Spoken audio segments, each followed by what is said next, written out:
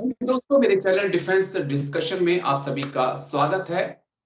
दोस्तों, अग्निवीर को लेकर चर्चा बहुत तेज है। राजनीति भी हावी होती जा रही है, लेकिन हम राजनीति से हटकर अग्निवीर को समझने की कोशिश करेंगे। क्या उसके पॉजिटिव पॉइंट हैं, क्या नेगेटिव पॉइंट है और आने वाले वक्त में देश की सिक्योरिटी के ऊपर, सुरक्षा के ऊपर क्या इंपैक्ट इसका पड़ सकता है। और इन्हीं सवालों को लेकर आज मैं बेहद खास मेहमान कर्नल जे.एस. सोढी सर के पास आया हूं। बहुत बहुत शुक्रिया सर। जय हिंद। सबसे पहले जय हिंद राजेश जी, ये मेरा सौभाग्य कि मैं आपके चैनल पर हूं। थैंक यू सर, आपने समय दिया, इतना कीमती समय मुझे दिया। मैं सर अग्निवीर को लेकर आपसे बात करना चाहता था। बहुत सारी चर्चाएं हैं, लेकिन हम फौजी राजनीति में न पढ़कर सिर्फ देश की हम अगर बात करें तो ज्यादा अच्छा है, हम क्योंकि उसी देश की ही बात करते भी हैं। पहले भी मैं अग्निवीर को लेकर आपसे समझना चाहूंगा। क्या ये जो अग्निवीर का कंसेप्ट है कर्नल सोढी सर, लंबा वक्त हो गया, 2022 निकल गया, 2023 निकल गया, 2024 आ चुका है। कितना कामयाब आप इस कंसेप्ट को देख रहे हैं सर आगे? राजेश जी, ये जो अग्निपथ कंसेप्ट है जिसके तहत जवान सेना, वायुसेना और नौसेना में अग्निवीर के रूप में भर्ती होंगे 4 साल के लिए, और उसके बाद फिर 25% को रिटेन किया जाएगा। ये 1947 से लेकर आज तक भारत में सबसे बड़ा रक्षा सुधार है, क्योंकि ये रक्षा सुधार भारतीय सेना, भारतीय नौसेना और भारतीय वायुसेना के हर सैनिक, सेलर और एयर वॉरियर को अफेक्ट करता है। इसके जो उद्देश्य हैं, उद्देश्य बहुत अच्छे हैं कि इससे जो एज प्रोफाइल है वो कम होगी।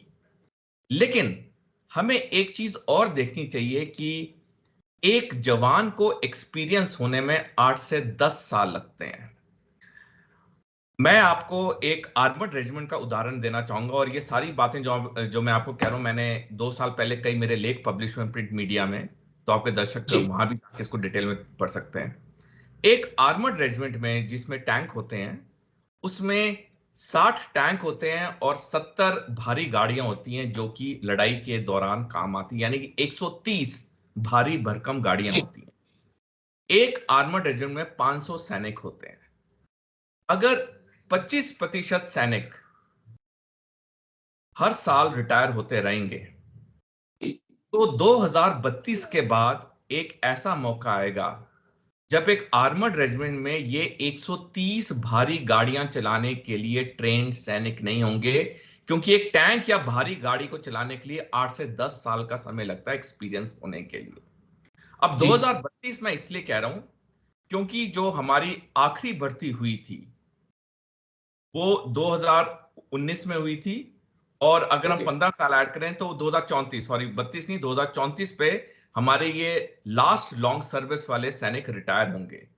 2034 के बाद एक आर्मर्ड रेजिमेंट में टैंक और भारी गाड़ियां चलाने के लिए हमारे पास सैनिक नहीं होंगे, क्योंकि एक आर्मर्ड रेजिमेंट में सेंट्रलाइज अपॉइंटमेंट्स होती हैं, स्क्वाड्रन अपॉइंटमेंट्स होती हैं, उन सबको निकाल के हमारे पास ये गाड़ियां चलाने के लिए ट्रेन्ड मैन पावर नहीं होगी, क्योंकि जैसे मैंने पहले बताया 8 से 10 साल लगता है एक सैनिक को अनुभवी या एक्सपीरियंस होने के लिए। अब जब तक हमारा काउंटर इंसर्जेंसी ऑपरेशंस है, हमारे पे युद्ध नहीं छिड़ा है, तब तक ये स्कीम चल सकती है। लेकिन क्या ये स्कीम चल पाएगी जब हमारे पे युद्ध होगा? जो मीडिया में है, जो चीन की एक पब्लिकेशन में है, जो मैं कई बार आपके चैनल पे जिक्र कर चुका हूं, विन वीपू में 8 जुलाई 2013 का लेख है, जिसमें लिखा है 2035 में एक 2 फ्रंट वॉर होगा भारत पे, जब पाकिस्तान भारत पे हमला करेगा जम्मू कश्मीर के लिए, और उसी वक्त चीन हमला करेगा अरुणाचल प्रदेश के लिए। पिछले साल हमारे पूर्व सेना अध्यक्ष जनरल एम नराव ने, जो 1.5 साल पहले ही रिटायर हुए हैं, उन्होंने पिछले साल 9 अगस्त 2023 को द प्रिंट में एक लेख लिखा, जिसमें उन्होंने लिखा कि 2 फ्रंट वॉर भारत के लिए दिक्कत कर सकता है। तो अगर ये सारे पैमानों को हम जोड़ें, सारे बिंदुओं को हम जोड़ें, तो क्या ये अग्निवीर जो 4 साल की सर्विस वाले होंगे, क्या वो अनुभवी होंगे एक कन्वेंशनल लड़ाई लड़ने के लिए? मेरी राय में तो नहीं, क्योंकि मैंने जितना अध्ययन किया है, मेरी राय में तो ये पॉसिबल नहीं है। अगर मैं आपको दो देशों की, बस मैं एक मिनट आपको जी मैं अगर दो देशों की एग्जांपल लूं, रूस और इजराइल, एक वक्त ओके। पे रूस और इजराइल की सेना सबसे ताकतवर मानी जाती थी। रूस ने 2008 में ऐसे रक्षा सुधार किए और उनके 45% सैनिक हैं जिनकी सर्विस 1 साल है बस, और 25% सैनिक हैं जिनकी सर्विस 6 साल है। आप देखिए, ये लड़ाई रूस यूक्रेन की 2 साल से ऊपर चल रही है। इजराइल ने जुलाई 2015 में ऐसे रक्षा सुधार किए जिसके बाद उनके जो पुरुष सैनिक हैं वो सिर्फ जी। 32 महीने की नौकरी करते हैं और महिला सैनिक सिर्फ 24 महीने की नौकरी करते हैं। और आप देखिए इनका क्या हाल हो रहा है गाजा पट्टी में। तो ये जो स्कीम है, ये स्कीम किसी भी देश में सफल नहीं हुई है। और जो मीडिया में रिपोर्ट्स भी आ रही हैं कि ऑलरेडी कुछ बातचीत चल रही है ये 25% फिगर को इंक्रीज करने की, तो मेरे को उम्मीद है कि कुछ समय में इस पे और मंथन होगा, डिस्कशन होगी और ये शायद चेंज होगा। मैं अपना पॉइंट आपको बता रहा था सर, क्योंकि हमने भी 17 साल भारतीय सेना में नौकरी की। मुझे अच्छे से पता है कि 7 साल लग जाते हैं एक जवान को अपने हथियार, अपने इक्विपमेंट, अपनी ट्रेनिंग और हर यूनिट को भी समझने में। ये 7 साल, 6 से 7 साल लग जाते हैं सर, जब एक जो प्रॉपर सैनिक तैयार होता है, जिसको अपने इक्विपमेंट के बारे में भी नॉलेज होता है, जिसे अपने टास्क के बारे में भी, और जिसे एक टीम लीडर के तौर पर भी पता होता है। लेकिन अगर 4 साल में रिटायर बच्चा हो जाएगा तो फिर हम क्या ही कह सकते हैं। लेकिन एक और पॉइंट सर जो मैं आपसे समझना चाहूंगा कि क्या इस स्कीम को हम पैरा मिलिट्री फोर्स में पहले एक बार आजमा नहीं सकते थे, उसके बाद हमें आगे जाना चाहिए था? राजेश जी, कोई भी स्कीम जो इतने बड़े पैमाने पे की गई हो उसको मेरी राय में पहले एक पायलट प्रोजेक्ट के तौर पे करना चाहिए था। पैरामिलिट्री फोर्सेस में भी करते तो एक पायलट प्रोजेक्ट पे कि कुछ 100 या 500 या 1000 जवानों पे, अगर डायरेक्ट सेना में भी करना था एक पायलट प्रोजेक्ट पे करते कि एक बटालियन पे, एक रेजिमेंट पे उसके रिजल्ट स्टडी होते और आस्ता आस्ता इसको हम इंप्लीमेंट करते। अब ये जो इसकी सक्सेस है, इसकी सक्सेस दो और कारणों पे निर्भर करती है। जी। वो है इम्प्लीमेंटेशन और दूसरा है रेजिमेंटेशन। ओके। अब जो मीडिया में खबरें आई जब ये अग्निपथ स्कीम लॉन्च हुई कि जो रेजिमेंटेशन है हमारे फाइटिंग आर्म्स और सपोर्टिंग आर्म्स की, इसमें बहुत तब्दीली आ जाएगी। क्योंकि अभी जैसे हमारी महार रेजिमेंट है उसमें फिक्स कॉम्पोजिशन आती है किस जगह से जवान आएंगे। हमारी जी। सिख रेजिमेंट है, हमारी राजपूत रेजिमेंट है, हमारे जाट रेजिमेंट है, आर्टिलरी जी। इंजीनियर्स जो सपोर्टिंग आर्म्स है उसमें भी कई रेजिमेंट्स हैं, बल्कि सारी रेजिमेंट्स ऑलमोस्ट जहां पे फिक्स कॉम्पोजिशन है। अब जी। देखिए, भारत एक ऐसा देश है जहां पे डाइवर्सिटी है और जो हमारी अनेकता में एकता है, ये हमारी ताकत है। अगर एक रेजिमेंट में, जैसे मैं बॉम्बे सैपर्स से आता हूं, बॉम्बे सैपर्स में 37% मराठे हैं, जी। 37% सिख हैं, ओके। 8% मुसलमान हैं और 10% अदर इंडियन कम्युनिटीज हैं। अब जब ऐसा मिशन होता है तो एक आदमी में एक जज्बा होता है अपनी कम्युनिटी के लिए, अपने प्रदेश के लिए नाम कमाने का। तो अगर बिल्कुल। वो आदमी कुछ गलत भी कर रहा होता है, उसके बाकी साथी या उसके दिल के अंदर होता है आज मैं ये करूंगा तो कल रेजिम में मेरी बदनामी होगी कि मैं इस प्रदेश का आता हूं और मैंने ऐसे किया, मेरे पूरे प्रदेश का नाम बदनाम हो सकता है। तो ये जो यूनिटी इन डाइवर्सिटी है, ये हमारी बहुत बड़ी ताकत है। अगर हमारी ये रेजिमेंटेशन खत्म हो जाएगी तो जी। हम एक नॉर्मल फोर्स की तरह होंगे जिसमें कोई बॉन्डिंग टाइट नहीं होगी। दूसरी बात मैं आपको कहना चाहूंगा, इंप्लीमेंटेशन। अभी जी। जब एक सैनिक 4 साल की नौकरी कर रहा है और उसके 4 साल के बाद ही क्लियर होगा कि वो रिटेन होगा या नहीं, नहीं। ये जी। स्वाभाविक है कि उसकी दूसरी साल की सर्विस के बाद उसके दिल में डर बैठना शुरू हो जाएगा कि मेरा मेरे 2 साल के बाद क्या होगा।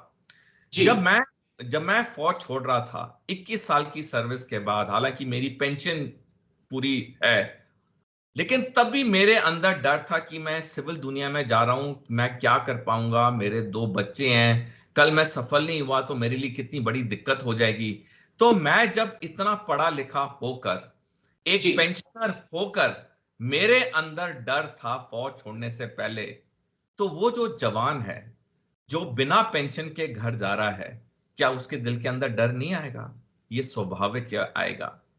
लेकिन सर एक सवाल और यहाँ पे जो मेरे जहन में आ रहा है कि जो 75% वापस आएंगे, सर उनकी काबिलियत के ऊपर भी तो पब्लिक में सवाल उठेंगे फिर कि आप उन 25 में क्यों नहीं आए। क्या एक फैक्टर वो भी बड़ा अहम होगा? क्योंकि इसकी चर्चा बहुत तेज हो रही है सर आजकल। अब शादी के रिश्ते जो जा रहे हैं तो पूछ रहे हैं कि लड़का अग्निवीर है, परमानेंट हो चुका है।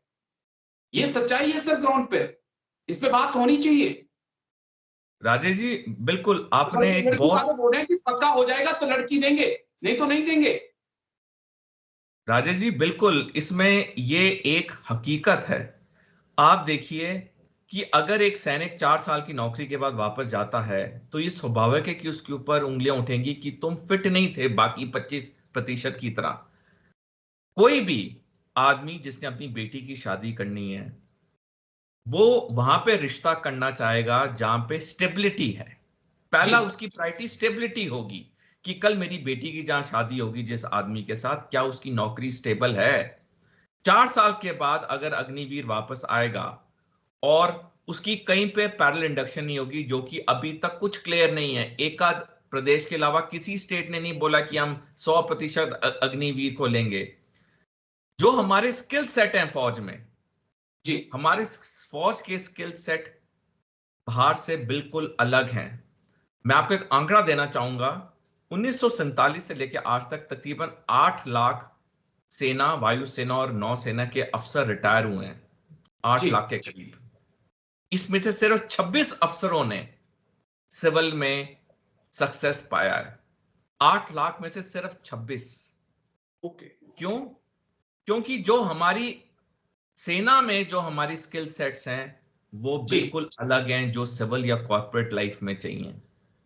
तो जी जब सर। अफसरों को इतनी दिक्कत हुई है सेटल होने में, और सिर्फ 26 हैं जो 8 लाख में से सफल हुए हैं सिविल लाइफ में, तो आप सोचिए जो वो सैनिक है, जो 10वीं 11वीं पास, 12वीं पास है, जिसकी एजुकेशनल क्वालिफिकेशन कम है, उसको सेटल होने में कितनी मुश्किल आएगी। ठीक सर। अगर एक आंकड़े, जी, बोलिए बोलिए बोलिए, सर बोलिए। अगर हम आंकड़े भी देखें, बहुत कम परसेंटेज को रिटायरमेंट के बाद पैरामिलिट्री फोर्सेस में पहले लिया गया। हालांकि सेना में एक अंग है डायरेक्टर जनरल रीसेटलमेंट, जिसका जी मेन लक्ष्य है लोगों को, सैनिकों को रीसेटल करना बाहर। तो इस अगर इस टाइम पे भी इतने कम रीसेटल्ड हुए हैं बाहर, तो जब ये अग्निवीर हजारों की तादाद में आने शुरू होंगे, तो कौन इनको नौकरियां देगा? कहाँ ये रीसेटल होंगे? मेरे इनका फ्यूचर क्या मेरे होगा? मुंह का पॉइंट छीना सर आपने। मैं बस यही सवाल करने वाला था कि ये सोल्जर बोर्ड्स के सामने भी समस्या हो जाएगी, जो एक्स सर्विसमैन के सोल्जर बोर्ड्स हैं हर डिस्ट्रिक्ट में, हर स्टेट में, कि वो पहले उन लोगों को प्रायोरिटी दें जो 17 साल 24 साल करके आए हैं, 30 साल करके आए हैं, या उनको दें जो 4 साल करके आए हैं। और क्योंकि 4 साल बाद एक साथ में अगर 50,000 अग्निवीर रिटायरमेंट होंगे, उसमें कलर सर्विस वाले भी रिटायर होंगे, तो बहुत ज्यादा कंफ्यूजन होगा, बहुत ज्यादा टेंशन होगी सर। ये भी एक पॉइंट है। बिल्कुल राजेश जी। देखिए 2034 तक तो हमारे पास रेगुलर सर्विस वाले भी रिटायर होंगे, हमारे पास अग्निवीर भी रिटायर होंगे। 2034 के बाद रेगुलर सर्विस वाले बंद हो जाएंगे क्योंकि अग्निवीर ही रिटायर होंगे।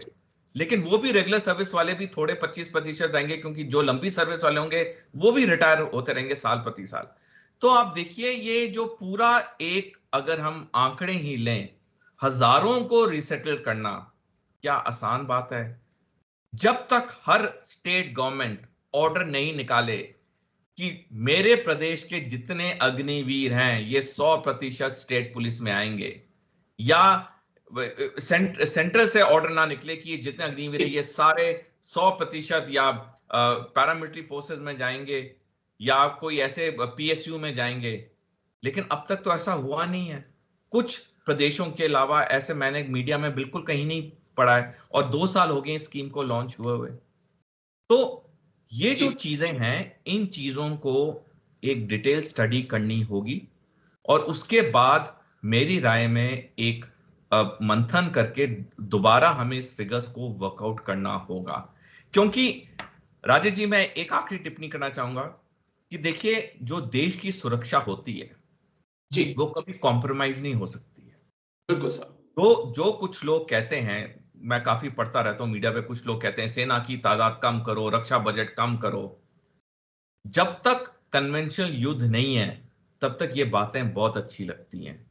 जी, लेकिन जिस जियोपॉलिटिकल लोकेशन में भारत स्थित है, जहां पे युद्ध के बादल हमेशा ही मंडराते रहते हैं, दो दुश्मन देश हमारे पश्चिम और पूर्वी बॉर्डर पे हैं, और वो अपनी तैयारी लगातार कर रहे हैं युद्ध की। ऐसा नहीं कि वो शांतिपूर्वक देश हैं जिन्होंने सेना की तादाद कम कर दी हो, परमाणु हथियार बनाने बंद कर दिए हो, है कोई मॉडर्न इक्विपमेंट नहीं खरीद रहे हो अपनी सेनाओं के लिए, वो तो लगातार अपनी तैयारी कर रहे हैं। तो जी, इन हालात में सैनिकों की सर्विस कम करना, उनके अनुभव को कम करना, ये मेरी राय में तो बहुत बड़ी दिक्कत होगी आने वाले समय में, खासकर 2034 के बाद, जो मैंने आपको पहले बताया।